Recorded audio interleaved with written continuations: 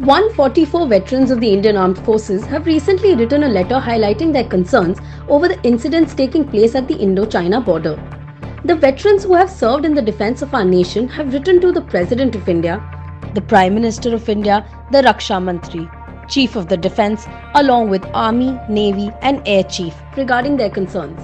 The points they raised were: 1. The Chinese PLA build-up in Galwan and other places in Aksai Chin and the recent events in the Galwan Valley in Ladakh have raised very serious concerns among armed forces veterans. 2. The loss of 20 Jawans, including the CO Colonel Santosh Babu, on June 15-16 in the Galwan Valley is deeply disturbing and raises many questions. 3.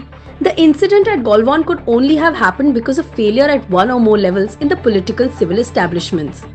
4. A formal statement issued by the army or by government soon after the unfortunate Galwan incident of 15-16 June would have helped lay rumors to rest. It would have also prevented China from taking advantage of ambiguous or inaccurate statements. 6. A fact-finding body needs to be immediately instituted regarding the intrusion, incursion and encroachment by China. They urge that India needs to urgently invest in indigenous human, material and financial resources to manufacture its own hardware and software in adequate volumes so as to avoid cyber attacks. 7. They urged for non-military, political solutions for both external and internal security in the larger national interest. 8. They also said that we have one of the finest voluntary, disciplined, professional armed forces in the world. 9.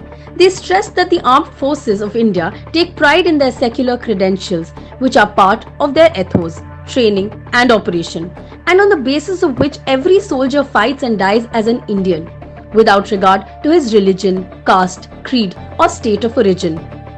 The 144 veterans ended by emphasizing that as they have done during their active service in the past, they stand in solidarity with our nation, the Constitution of India, the Government of India and our gallant armed forces.